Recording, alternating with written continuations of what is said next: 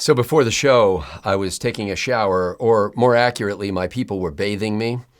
And I was listening to NPR, and they were doing, it was one of these, it wasn't NPR News, it was one of these shows, you know, that they have, like Think or something like that. Anyway, and I love a show title like that on NPR because the assumption is you're not. So yeah, could they be any more pretentious? That's right.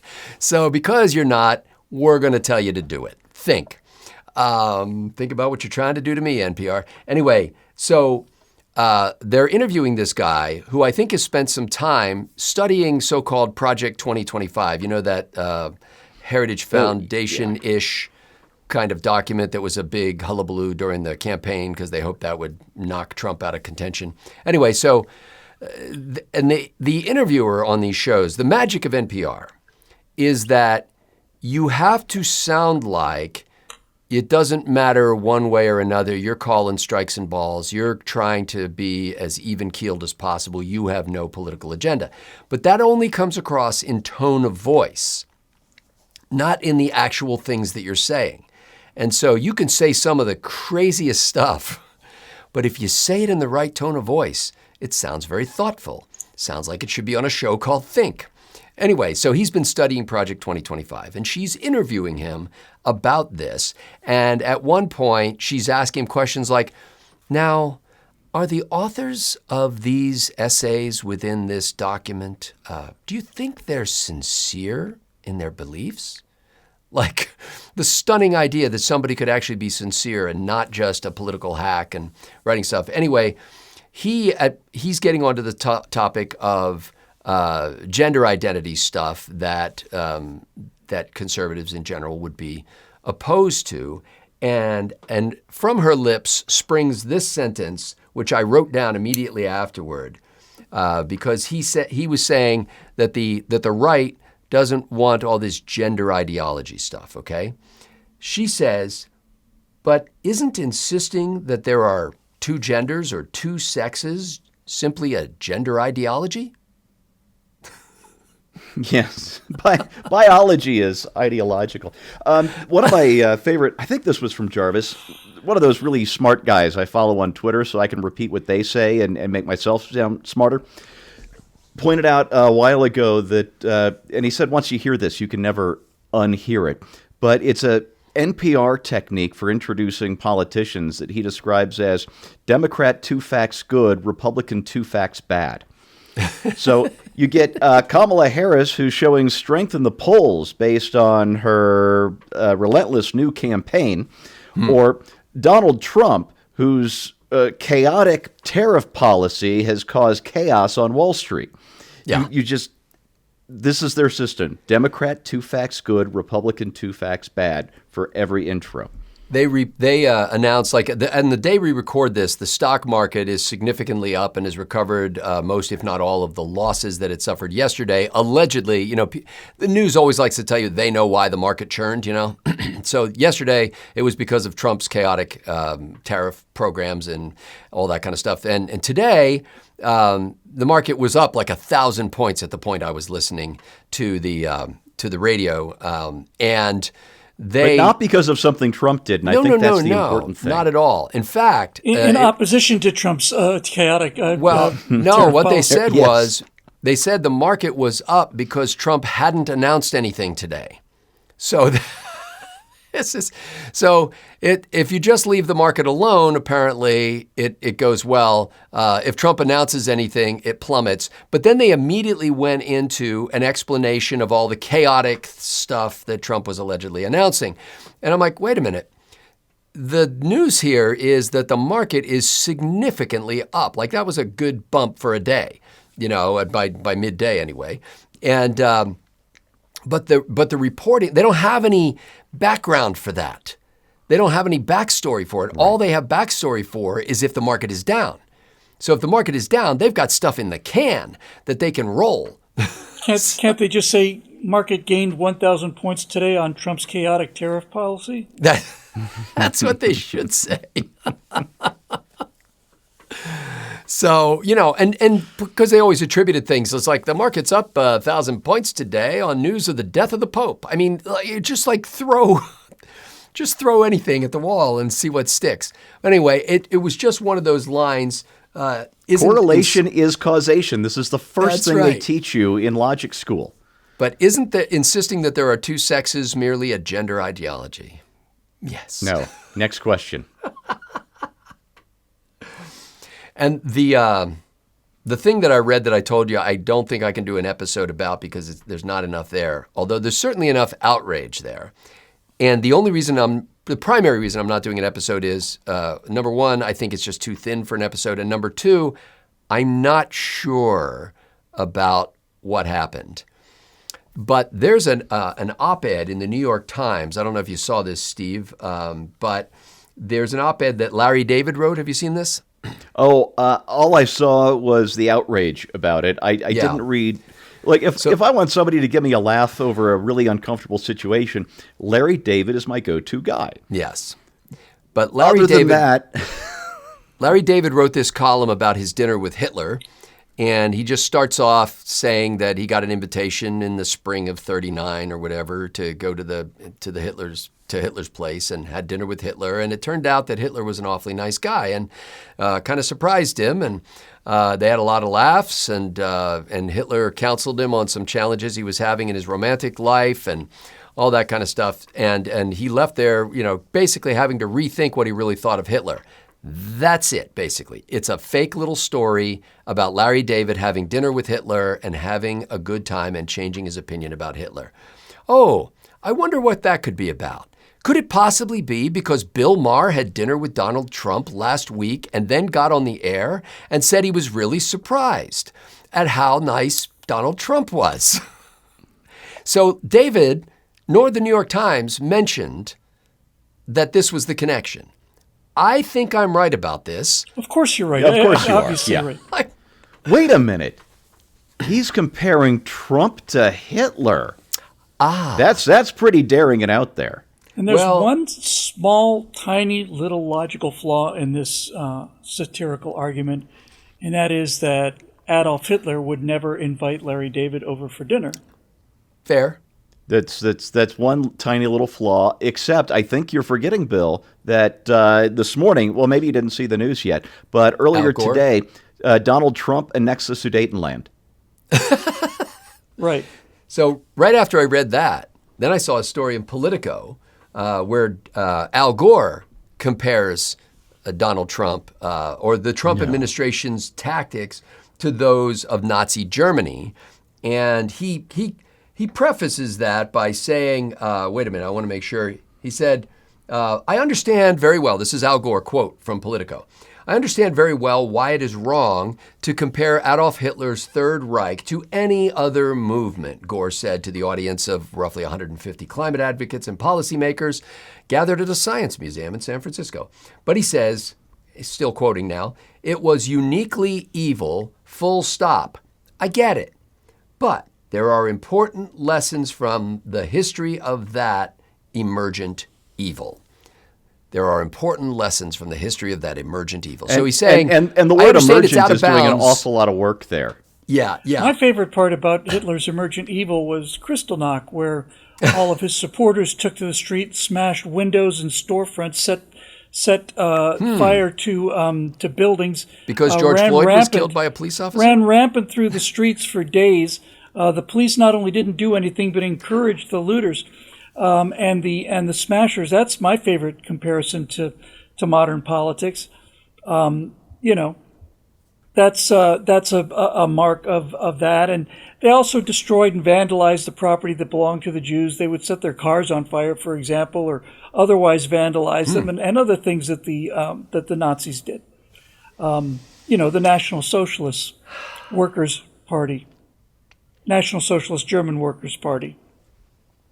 So here's a further Socialist quote. Workers' Party. Gore quotes some author I've never heard of who wrote that the first step in a nation's descent into hell was, and I quote, Gore is now quoting this other guy, the conversion of all questions of truth into questions of power. And then he goes on to say that author described how the Nazis attacked the very heart of the distinction between true and false, end quote. The Trump administration, Gore said, is insisting on trying to create their own preferred version of reality. What's a woman, really? Al? The Trump administration is engaged in public relations? Or is that what you're saying? That's frightening Al, if true. Al, what's a woman? Can you define a woman for me, Al, since we want to get to issues of destroying the idea of truth and replacing them with ideas of coercion and power? Tell me what a woman is, Al. Meanwhile, Just give me the biological definition, the scientific definition. Meanwhile, Hitler and Mrs. Hitler hosted the annual Easter egg hunt on the White House lawn. And if you haven't seen it already, you should watch the video of President Trump sitting at like a little kid's table with a bunch of little kids who are coloring, like little Easter bunny and egg coloring pages, you know. And one of the kids asked the president if he could sign his coloring sheet. And President Trump said, yes, I'll sign it. And he said, and then he turns to the other kids and says, I'll sign all of yours. And I'm like, the president of the United States just told a bunch of 3 or 4-year-olds, it looked like, maybe 5, that he would sign all their little coloring sheets. And he was sitting down there talking with them. And the first lady was having a good time and laughing and enjoying it. I mean, this is what you see in Larry David's column. He's faking it. He's faking it in front of the whole world and little children. Mm-hmm. I think at one point Trump was coloring with them. It was just adorable. Yes, that's what he was doing. He was sitting down. Yeah. He was coloring pages with them, and then one of the kids asked if he would sign that, and he agreed to sign them all.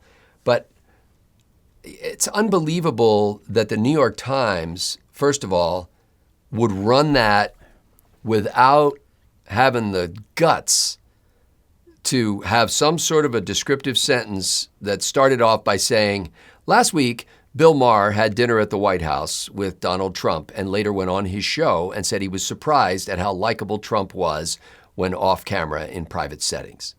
And then let that Larry David's little essay stand. Because then everybody would be clear. But it sounds like they were gutless, you know, like they couldn't come right out and say, we're comparing Trump to Hitler. This is the same paper that doesn't have the simple decency to return Walter Duranty's Pulitzer Prize. Yeah. I'm not sure about this because I haven't watched a lot of Curb Your Enthusiasm, but from the clips I watch, I get the impression that Larry David might be Jewish, and so for him to equate the Trump administration to Hitler's administration is to eliminate the screaming of 6 million people in gas chambers, and to turn it into a rhetorical device for his own elevation and amusement. Because there aren't 6 million people that Trump has gassed to death. And so when he equates the two, he may think he's elevating Trump to Hitler's level of evil, but what he's really doing is he's reducing Hitler down to Trump's level of simple disagreement with policies that Larry Davis David happens to agree with. David. And it does make me wonder that if you had a chance to ask those 6 million people in the gas chambers which one of the two administrations they would prefer to live under as they're being marched into that chamber, which one they would select. You know, I'm just curious to know. They might give some weight to the administration who's being sued by Harvard University right now because that administration withdrew funding from Harvard for, among other things, creating an unsafe atmosphere on campus for Jews. For Jewish kids, yeah. Yep, they're pretty much identical, all right. Keep going. The Atlantic had 2 stories that I haven't read yet, but I follow the Atlantic and the Apple News app, so I get these alerts when they've published something. And let me see if these are still up here. Darn it, no, I dismissed the alerts. In one of them, though, they were making yet another direct Hitler comparison. And in the other headline, the gist of it was, there's never been a better time than now to resist Trump's creeping authoritarianism, or words to that effect. And they are ramping up the tension, and this is on purpose. They did it last summer. They ramped up not 1 but 2 attempted assassins, and they're just going to keep at it, and they're going to keep at it until somebody gets killed. And, well, one person did get killed, the first would-be assassin. And the best part, of course, is since the totalitarian Nazi fascist exterminatus is on its way, the Democrats are doing the one thing you would want to do in a situation like that, and that is aggressively trying to disarm the population as quickly as possible. Yeah. And if in fact Larry David thought that President Trump was akin to Hitler, do you think he'd be standing up and mouthing off in the New York Times about it? Of course not. No, that would be a Trump threat was a to his dictator, life. If you can stand on a street corner and say that X is a dictator, Yeah, he's not a dictator.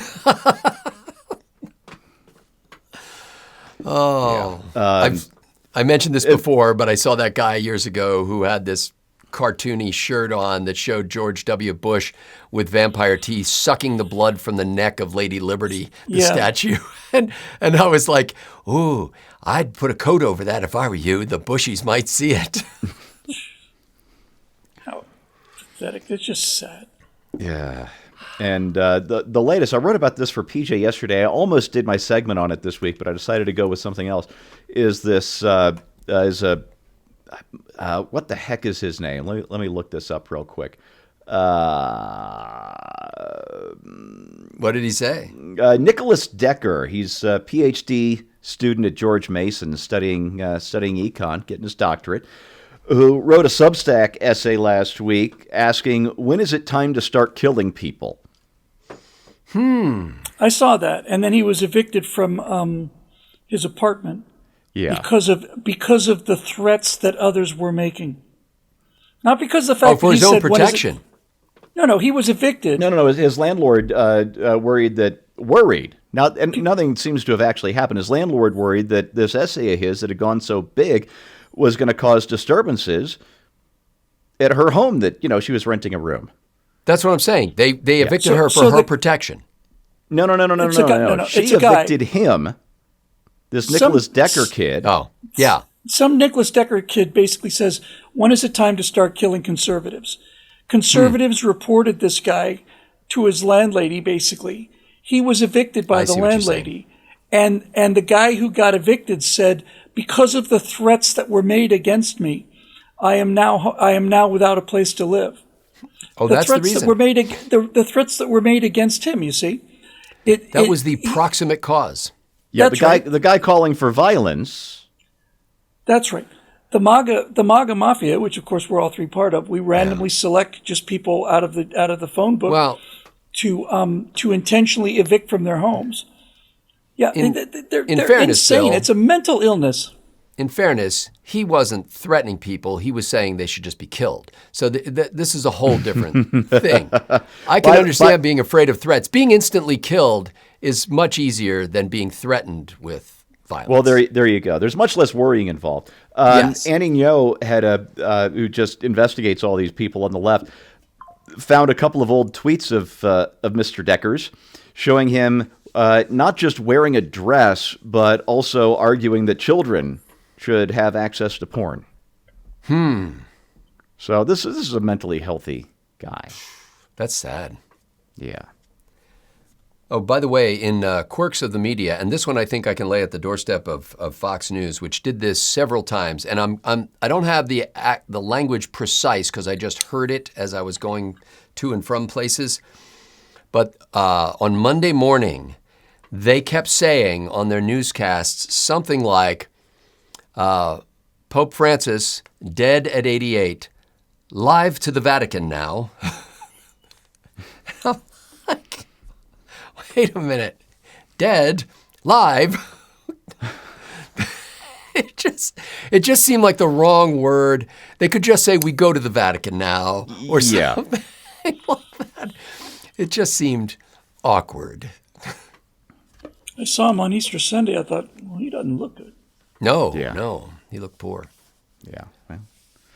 And sadly, I had more than one person say to me, in jest, oh, didn't Vice President Vance just visit with him hours before? Some people are not saying it in jest. Yeah.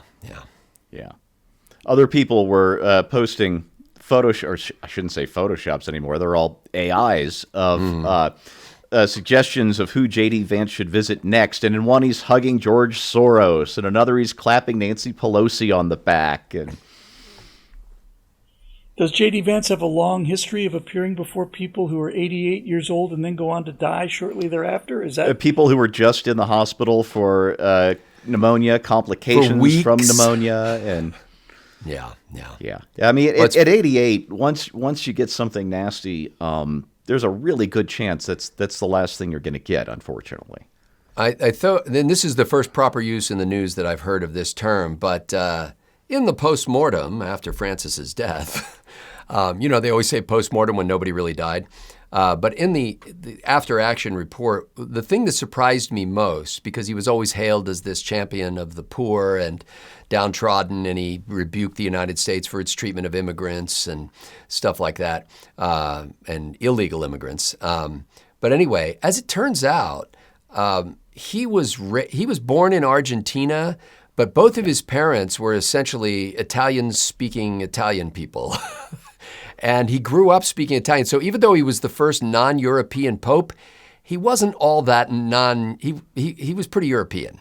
And never, as pope, went back to Argentina. Like he was hailed. I mean, there was nothing when he was first elevated to the papacy. There was nothing but talk of how this is amazing, this Argentinian pope. And apparently this year he had planned to go. But that's a long time to wait. Yeah. You would think the greatest thing, that ever happened to Argentinian Catholics or South American Catholics for that matter, and just never got back there. And I'm like, I don't think he really felt a close kinship with them. I think the bigger deal, though, is that he was, I believe, the first Jesuit pope. And as a Catholic friend of mine once asked me, you know the difference between an Anglican and a Jesuit? Anglicans know they aren't Catholic. Why does anybody remember why Benedict stepped down? He was old and infirm. I thought that might have been it. Yeah. In the unfinished sequel to Lord of the Rings, the Silmarillion, J.R.R. Tolkien talks about the Second Age as this golden age of mankind in Numenor, the island of Numenor, where the humans ruled, with the elves kind of protecting them.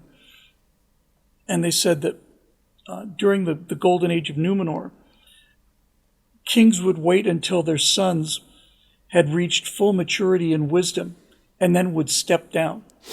And that the fall of Numenor, one of the first symptoms was that kings refused to give up their power and held on to their power until decrepitude and death, until they were essentially unfit, completely unfit, and unfit for 2 decades. And I remember seeing it with John Paul II, who I remember very clearly when he became Pope, and how vibrant he was, and he was an athlete, virile. He was a stud, and he was and he was so strong. And then did he develop Parkinson's or something? Because by the time he died, he was just it was just sad. Well, that was a long papacy too. Like he was there. It was. Oh yeah. But I've never understood this. I mean, I'm sure. Look, Benedict has not been really functional for. Francis. Benedict was Francis, rather. Yeah. Sorry, is Benedict still alive? Did he finally die? I think he is still alive. Yeah. I think I heard. Last I heard, he was question. basically in a nursing home kind of setting. My point is, I'm sure that Francis and John Paul II, for that matter, all basically took the belief that they are God's instrument on earth, and God will take them when God is ready, and it's not their place to step down. But man, I really admire people who get out of the game when it's time to get out of the game. He died at the end of 2022. He was 95. Okay. I just looked it up. I'm like, I think he died, but once you guys started talking about it, I'm like, now I'm not so sure. See, to me, I'm thinking if God's instrument has lost control of his bowels, for example, it might be time. I just don't, this idea of serving in any role for life, just doesn't seem like sound management practice. And we had a president who, well, I think that's one of our topics. Yes, let's stay away from that. But anyway,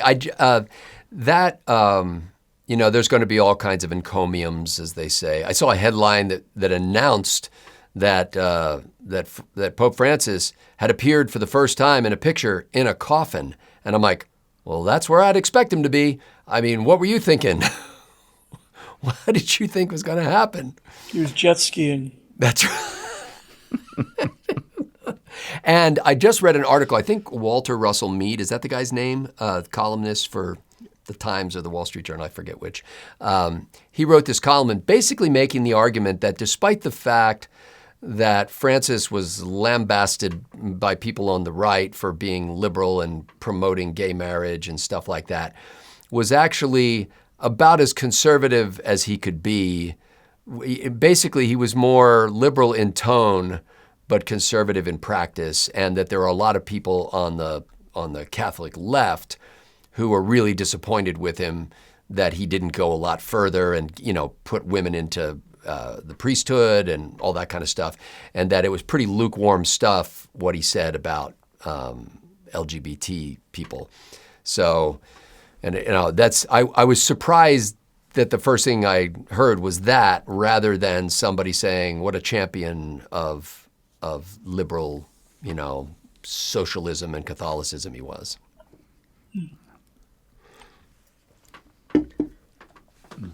So let me see here. What's on my menu? Come on now, Touch ID. There we go. Okay, I got Larry David. I got Gore. This is just breaking, so I'm not going to do it for my story unless one of you guys is. But have you seen the story that Secretary of State Rubio is going to announced his reorganization of the State Department, released a new org chart, and a relatively brief post on X. However, apparently he did the first State Department Substack piece. So there is now a U.S. Department of State at statedept.substack.com.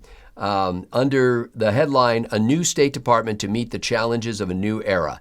And this goes a lot more into depth on the reasons why the organization need to be reconfigured and some of the political stuff he was concerned about. He didn't go in and say basically it's all a bunch of leftist people, but he did say there was more than there was too much of that. And too much waste, too much bureaucracy, bloated, explosion of money and people over the past. This is the swamp draining we wanted the first time around during Trump 45 and didn't get. And I love it. And he explicitly mentions this. He uses the swamp language. But there was in the paragraph in the New York Times, it said the department released an internal fact sheet that provided more details on Mr. Rubio's plan, including reducing the agency's total number of offices from 734 to 602, or by 17%. It also said Rubio had instructed senior officials to deliver plans soon to reduce the number of U.S.-based employees by 15%.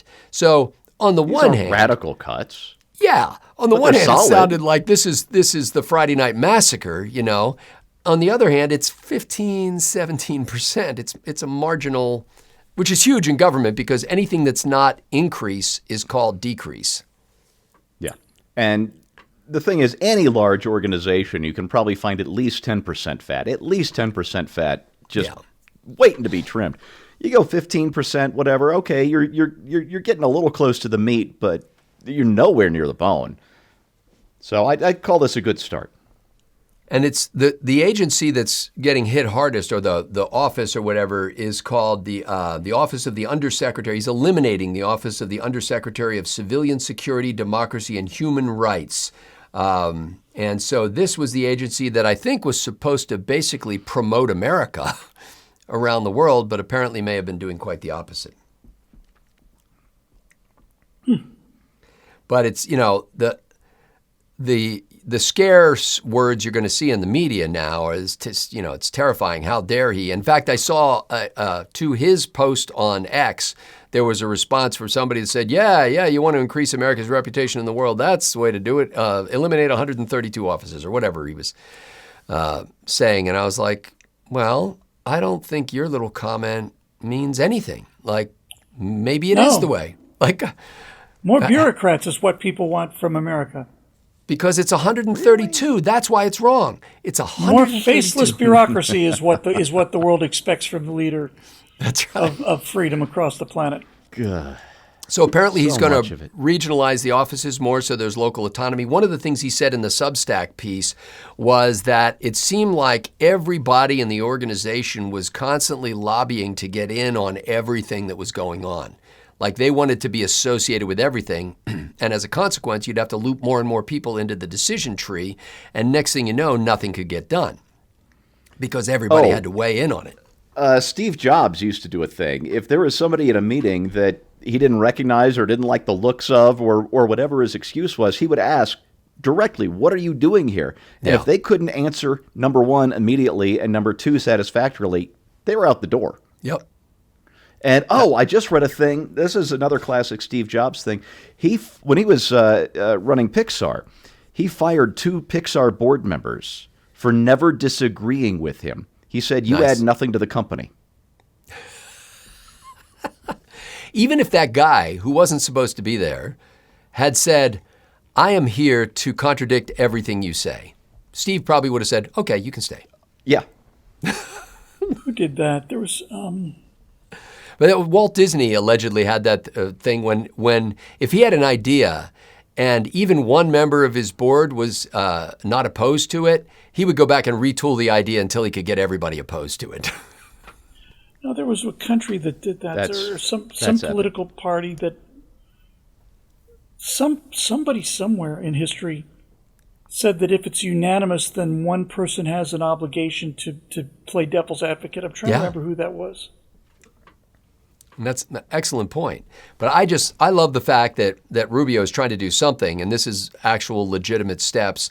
Now, I'm disappointed at the scale, but 15% down is better than you were going to go 15% up, but you cut that to 13% up and called it a cut.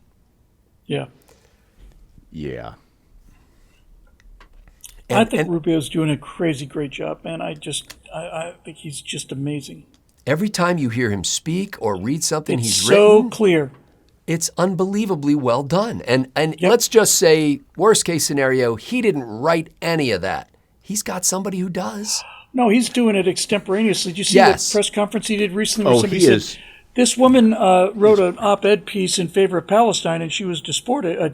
And do you have anything to say about that? He said, well, yes, when they applied for their visa, they agreed to come here and study, and they agreed that they're not going to participate in anti-government activities.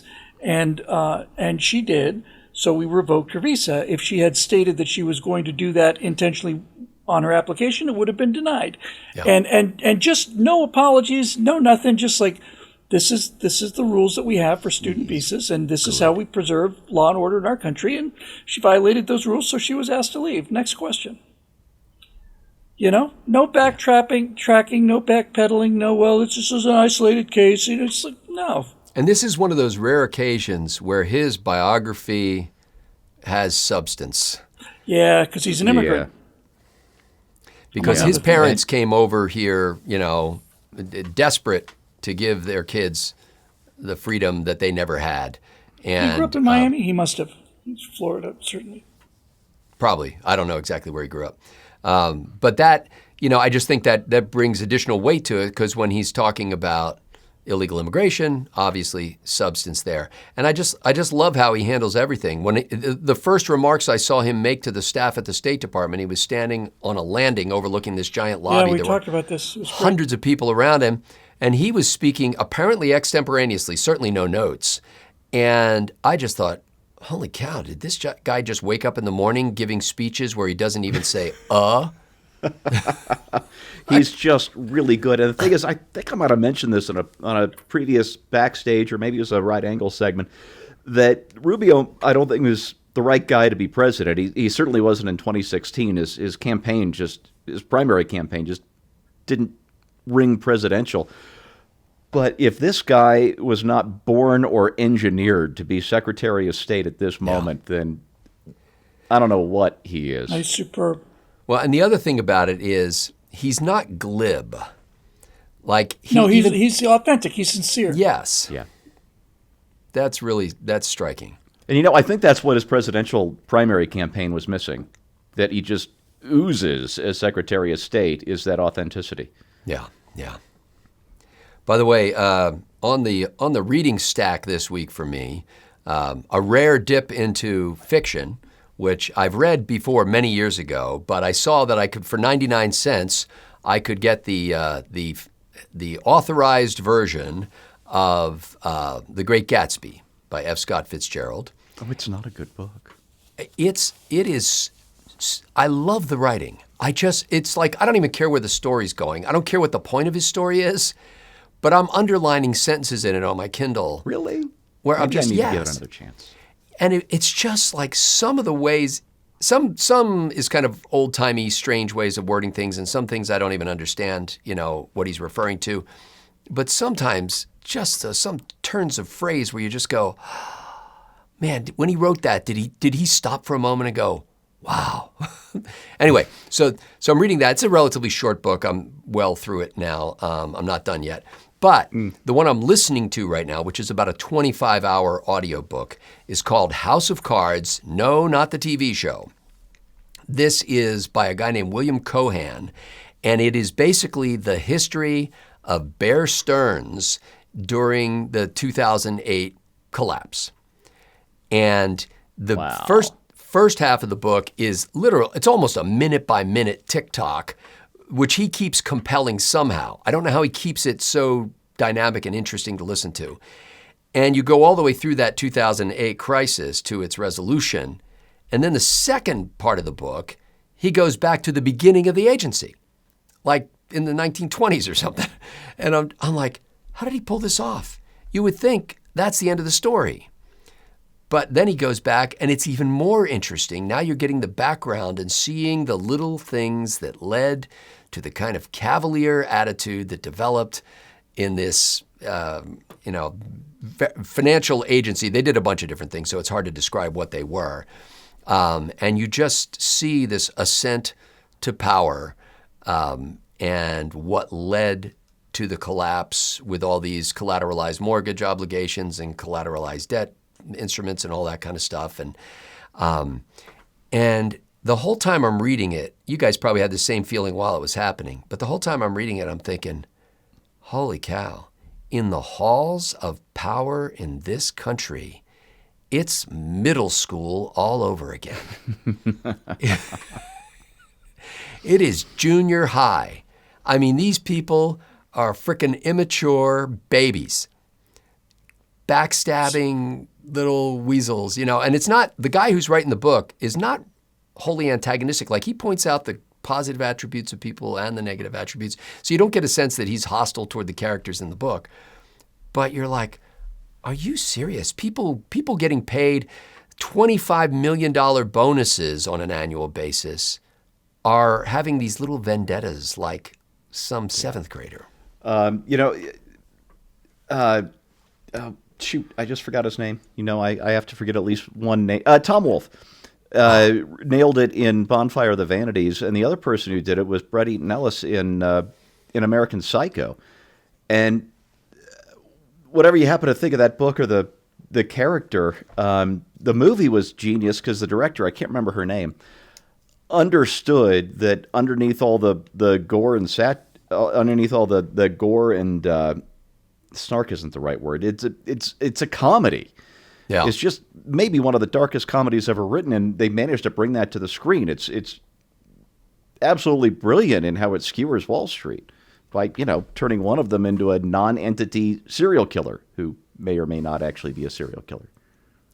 Well, and it's funny because you read this and you're like, okay, these people, like one of the rules at Smith Barney was if you were a partner there, you gave 4% of your annual pay to charity, which put them, it doesn't sound like much, but it put them well above the rest of Wall Street.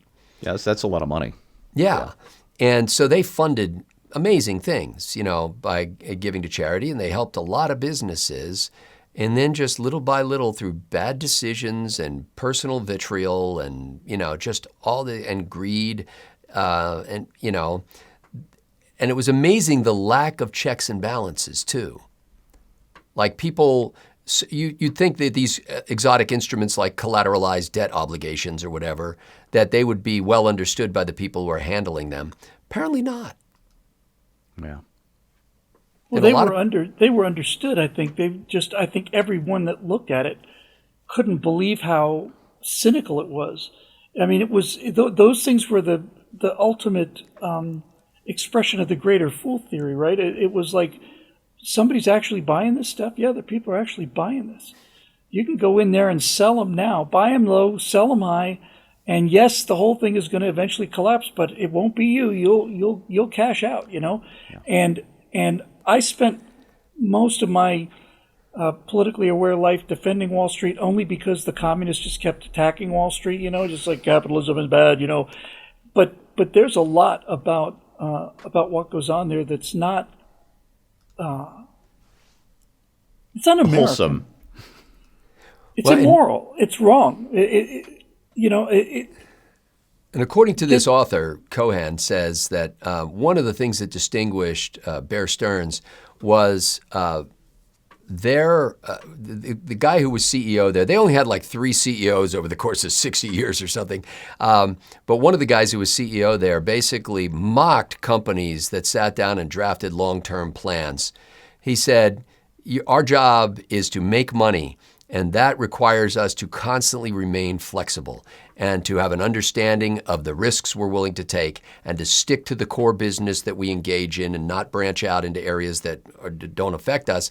And so, you know, our strategic plan happens each day.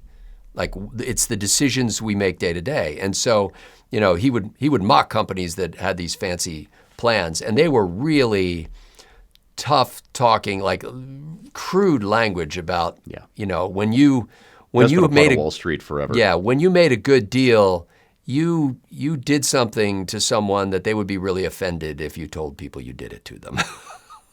So, in the crudest imaginable language, they talked about this. And I remember, when I'm listening to it, I'm thinking, man, I don't really know anybody. And then I remember years ago, Crazy Scott Ott decided he was going to start a business. I've always been fascinated by advertising. And I thought, you know what? What if you had an advertising company that promised to write totally honest advertising? And so, believe it or not, I actually dreamed up this little business called Totally Honest Advertising. And I began cold calling businesses to get a meeting to talk about doing totally honest advertising for them.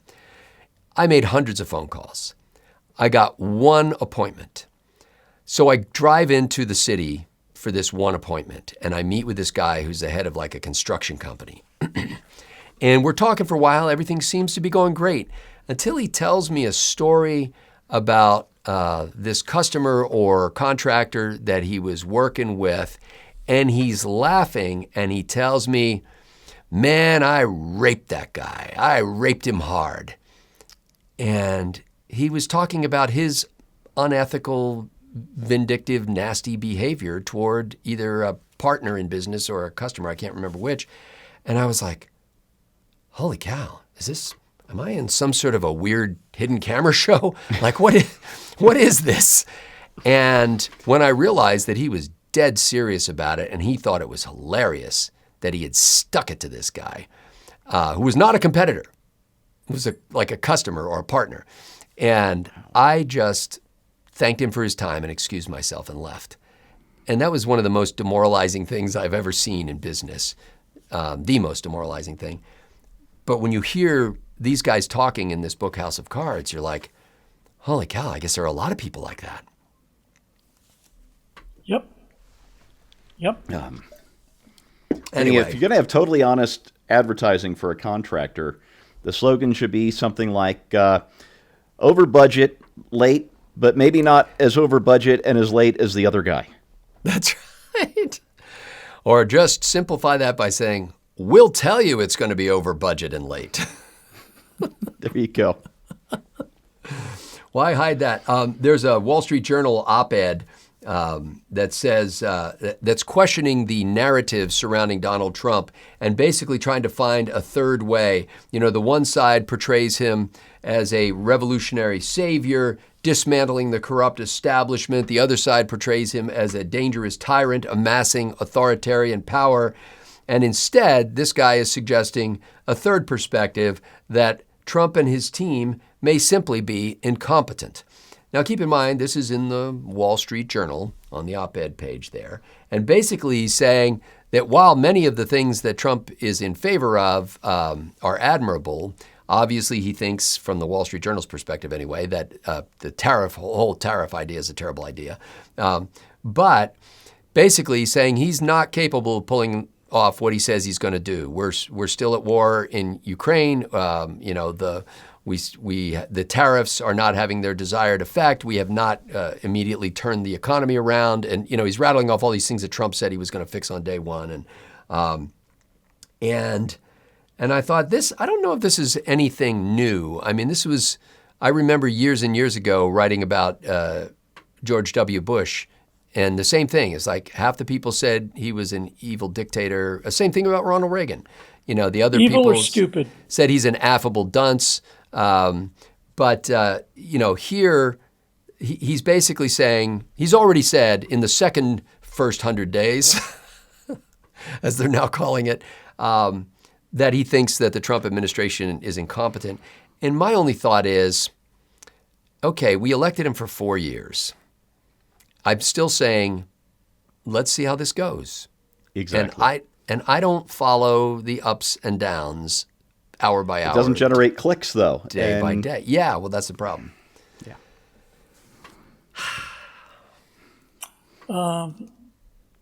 I am sanguine about the guy.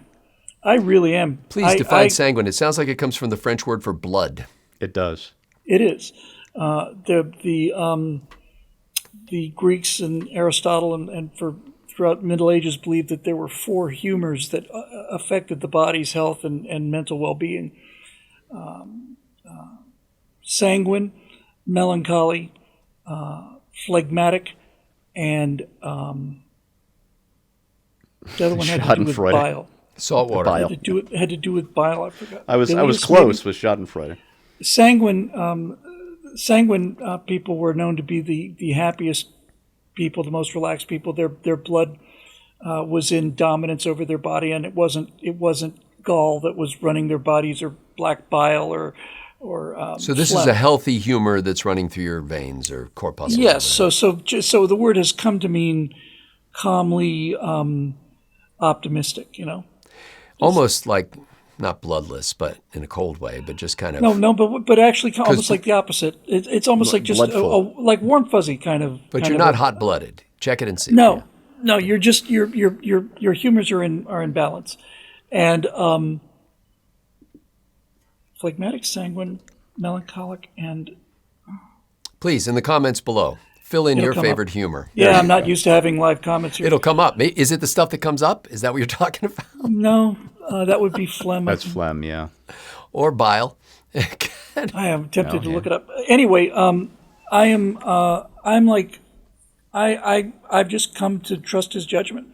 China is in ruins, and this has been our geopolitical enemy for my adult life, and they are on their knees, man. So who is saying that China is in ruins? Because I'm seeing a lot of full court press that China is in fact thriving. And I just read another story today where they're saying in China, they actually do caricatures of Donald Trump and they praise him as Comrade Trump because he has done more to help them than any recent U.S. president because of his efforts to hurt them. He's basically rallied support within the country and without. So how are you seeing that they're devastated? A lot of dissident channels coming out of China, and one of them refers to this as slopaganda. When the tariffs were first announced, Chinese CCP was running. I think we mentioned this once before. Was running footage of like a 2018 Black Friday event where people are scrambling to get under the door, claiming that these were Americans who were trying to buy the last Chinese products before the tariffs took place, but nothing is shipping out of China. They have a manufacturing economy and worth 39% of the world's market. You would think that Europe would be able to take up some of the slack, even if they hadn't banned dumping products. But it turns out that the American consumer per capita has 5 times the buying power of a European consumer. That's astonishing. Oh, and in terms of personal income, the only European nation that ranks anywhere near the poorest, or excuse me, that ranks anywhere near a U.S. state, and like right above Mississippi, I think, was Luxembourg. And Luxembourg is an investment bank sitting on some prime real estate. That's the whole country. Mississippi has a better per capita GDP than Germany does. Yeah, and Germany's is going down. America's poorest state is outperforming Europe's most productive country. Anyway, no, there's just lots and lots of footage of all these factories that are just shut down. All of these things that are they were overproducing anyway. They have no domestic market. Their economy was in real trouble, and they're facing a population decline and everything. But I've seen lots of footage of Beijing airport empty, Shanghai streets and malls empty, empty. So how do you know that you're not being played the same way with those shots of the people scrambling to get in Walmart on Black Because Friday? I'm seeing it from 4 or 5 different channels, 4 or 5 different on the street reporters there. The Chinese Communist Party propaganda has a real heavy hand to it. You know, it's not very good. But you can even just take that away. I mean, the country that's doing the buying and the country that's doing the selling, who's got the money? We've got the money. China needs our money. So it's like if you're holding the only job opportunity in a job market where there's 1,000 applicants for every position, you're in the position of power. And he's just plain, I think he's just shut the country down. They say they're going to fight to the end. But they are a manufacturing and exporting country and economy, and Trump has turned off not just the biggest money pot in the world, which would be the U.S. market. He's also managed to form a coalition of other countries that Trump is basically pressured into saying, no, you don't get to sell China. You don't get to sell billions of dollars to Cambodia. And then we import it from Cambodia. It's a product laundering scheme. They've been doing the same with Vietnam, just putting a made in Vietnam stamp on stuff and dispensing with any other less subtle or more subtle, Vietnam, I should say, form of fraud. Vietnam gets tariffs leveled against it, and the president of Vietnam says, hey, would you like to talk about a zero tariff situation with the United States? And Trump says, that'd be just grand. And I'm in awe of the guys. He's been talking about this since 1988, when it was the Japanese that were really, taking big advantage of our magnanimity and our naivete. And Natasha said that about America. And she said they're the nicest people in the world, but sometimes they're like children. They're just, we're just so naive and trusting, and just watching people just steal from us. And we just, okay. So there's something called the middle income trap, and that's where a country that has been poor starts to come up in the income rankings. And about the time they hit that middle rank of the world, which currently is about $12,000-$13,000 per capita, most countries seem to stall out there. They're done. That's as far as they're going to go. South Korea escaped. Israel escaped. Singapore escaped. Taiwan escaped. There are some great examples of countries that managed to get out of this middle income trap. And China has been poised at the top of middle income, ready to make that leap. But to do it, you can't, certainly not a country China's size, you can't export your way completely out of that trap. You have to generate the domestic demand. To really get incomes, which means small businesses, growing. And they can't have small businesses because the CCP takes 20%, 30, 40% of everything. It was interesting. This I saw an interview with Tim Cook this week. I don't know when it was done, but he basically said, look, we're not manufacturing in China because they're the low-cost labor place in the world. They lost that a long time ago.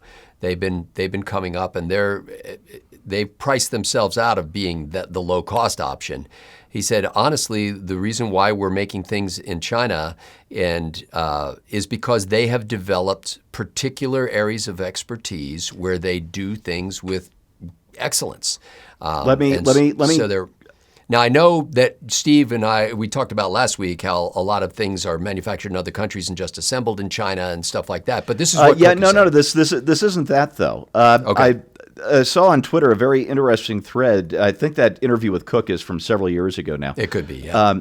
Where the commenter on Twitter, I wish I could remember who this was, pointed out that those skill sets used to exist in this country until the 1990s when executives like Tim Cook moved the manufacturing to China. We lost the expertise, they gained it, and that goes exactly to what Bill was just saying. Yeah, and they have the numbers, too, of people, far beyond. If there's a particular thing you need to do in massive quantities, there are a lot of people who can do it in China. Oh yeah, they drum up 100,000 people seasonally to put out the new iPhone every fall or whatever it is, and we just don't have that kind of extra labor sitting around. No, by I'm the not way, sure about that, but that video that shows that you Americans panicking because we're about to run out of Chinese-made goods. If we run out of Chinese goods, all we have to do is go down to the local landfill and poke around a little bit because we can find a lot of that stuff there in like new condition. So, because the thing we don't keep that stuff very long and we throw it away while it still works, or at least works as well as it did when we got it. I bought a fair amount of stuff off of Amazon, and just about everything I order from China is a gigantic disappointment. It's like a hardly even take it out of the box disappointment. Yeah.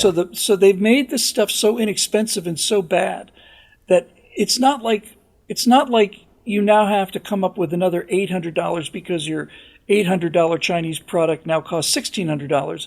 It's your $25 Chinese product now costs $60. You can get an American-made one that actually is rugged and even repairable. The Chinese quality control it's not even a question of quality control. What's the name of this guy, Mr. Wonderful on Shark Tank? I've forgotten his name. He's Kevin O'Leary. Yes, he was saying if you develop a product in America and you manufacture it in America, like the Sponge Daddy or whatever that thing was, Sponge. Is that a thing? No, yeah, it's a thing. It's a great little thing. And he says, you make a product in America, once it hits $5 million worth of sales, the Chinese will copy it, steal it, sell it back on the American market at 40% under what the American product was, put the American product out of business. And the reason they can sell it for 40% under the price is because they just make it cheaply and badly, and people buy for the price. With stolen IP. With stolen IP, and there's nothing that's you the can worst do about thing they've stolen from us. So much intellectual property. So when China's looking at retaliating, they can raise tariffs on U.S. Products, which in many cases is food and poultry. But one of the things that they were saying that they're going to do to retaliate is they're going to buy fewer Hollywood movies. And I thought, they're going to hurt Hollywood? Oh, no. Not only that, one of the reasons movies suck is Hollywood has to kowtow to the CCP to get their movies shown in China. The idea was when they opened up the Chinese market would be that it would be a big market for American-made movies. And what happened was... the cultural values would transform China into a modern Western civilization. Yeah. And what happened was the Chinese Communist Party said, if you're going to sell Mulan or whatever in China or whatever, then you're going to have to take these three things out and you're going to have to add this stuff. And Hollywood, being the absolutely rudderless, ethics-proof, factory of sin that it is, just did whatever the Chinese told them. So American studios started making anti-American movies for the Chinese market. And this is why Americans hate Hollywood so much now. You know why Disney is so despised now? Because there's constant pressure to undermine our social institutions and our national mythology. And so China's saying, well, we'll take it out on Hollywood. And the average American is going, would you? Please. It's one thing we can both agree on. I can see Sally Struthers saying, for just $3 a day, you can keep a Hollywood actor in food and warm housing. Kudos to Tom Cruise. China insisted that he take the Taiwan patch off his leather Yep. jacket for Top Gun Maverick, and he said no. Go to And hell. that's why Maverick was one of the 2 movies that made money that year. Was it 23 or something? 23, yeah. Yeah. Made big money. And you know what? I finally watched the original Top Gun. I did not think very much of it. I loved the second one. Yeah. I did too. I like the second the one second much one's better than great. the first one. The I don't know second if one I've has ever a seen the plot. first one.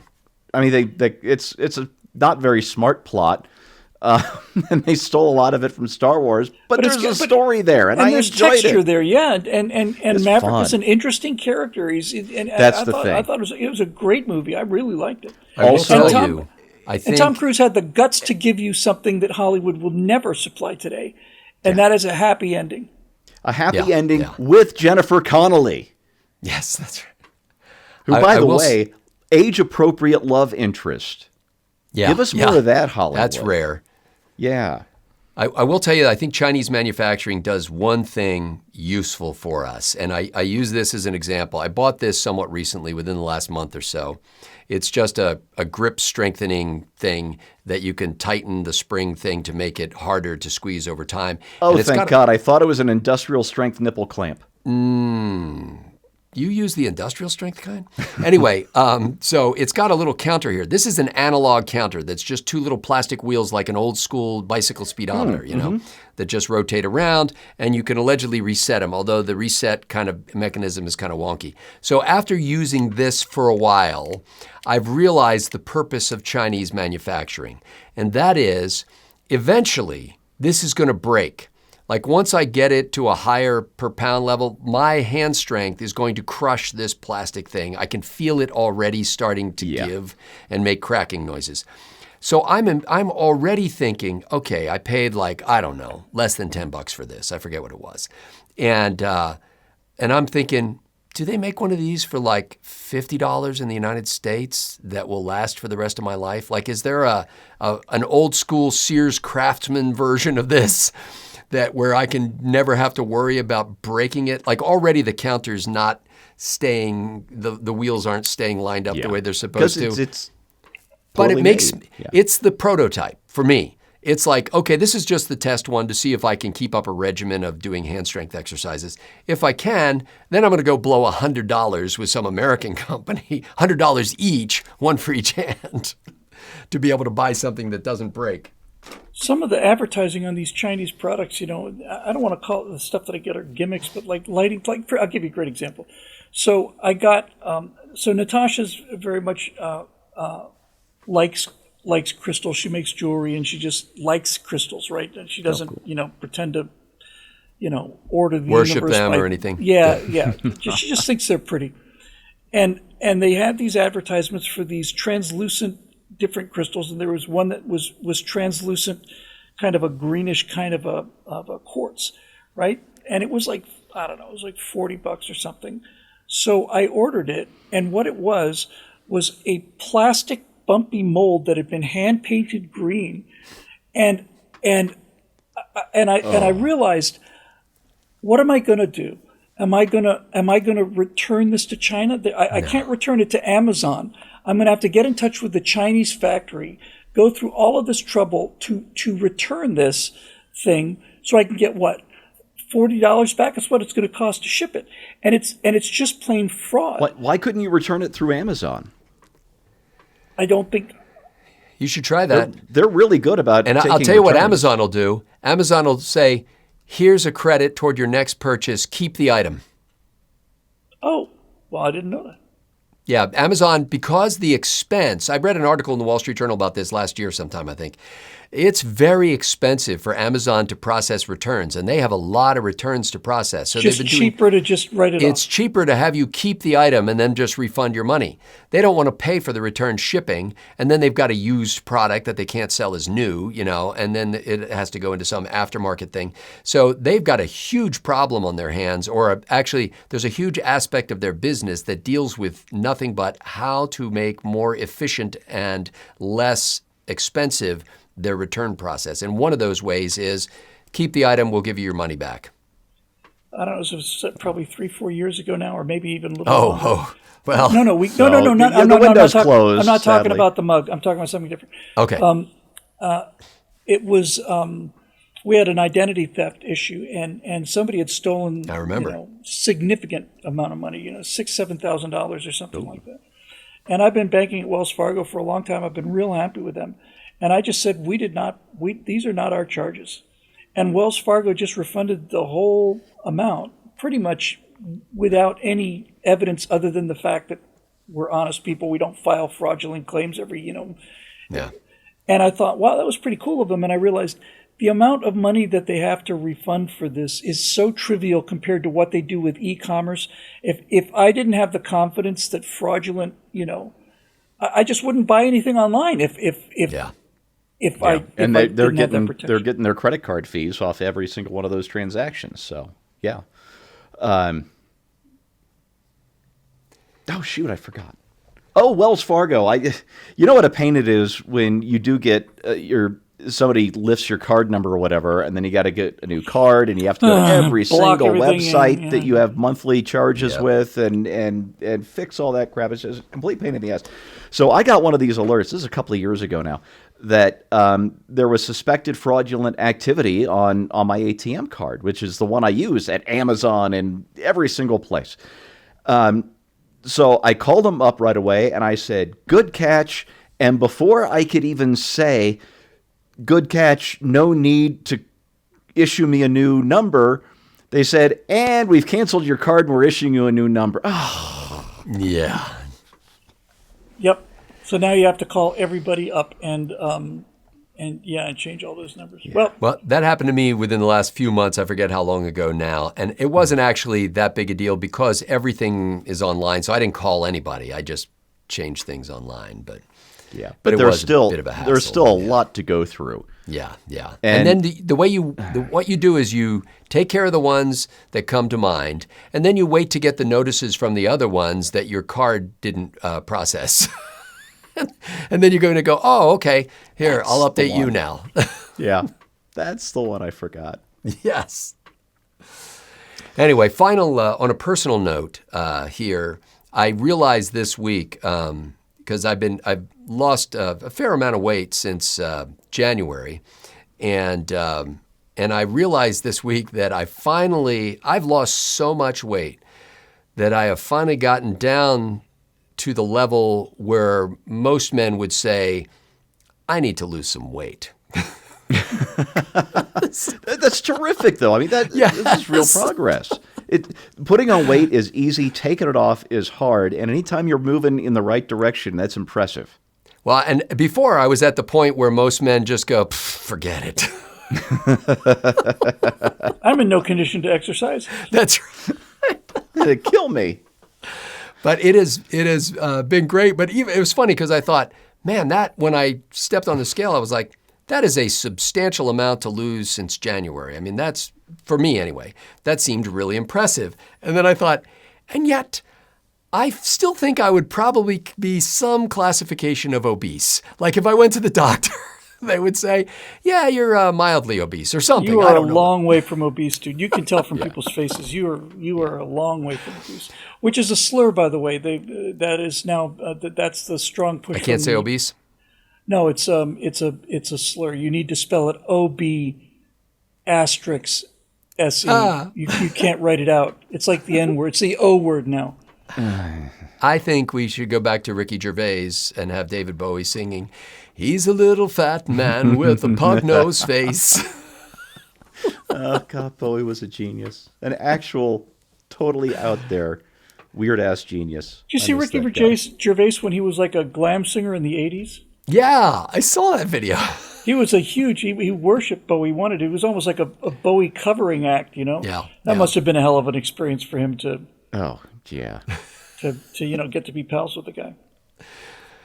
But anyway, for those of you who are for whom the struggle is real, and you get what I'm talking about here, hang in there. Someday you will get to the point where you realize that you are finally at the weight where you need to lose some weight. I think that it can happen for you. It's like this Nate message Bargatze. of hope brought to you by Cheetos. That's right. It's Nate Bargatze's routine where he says, I saw that P90X commercial on TV, and they had like the before and after body, and I thought the before body looked pretty good. I was like, could I get to that? Anyway, ladies and gentlemen, you have been gracious hosts in your home of us, and we are glad to be with you on a weekly basis. We couldn't do this without you. So for Stephen Green and Bill Whittle, I'm Scott Ott. We'll see you this week on Right Angle.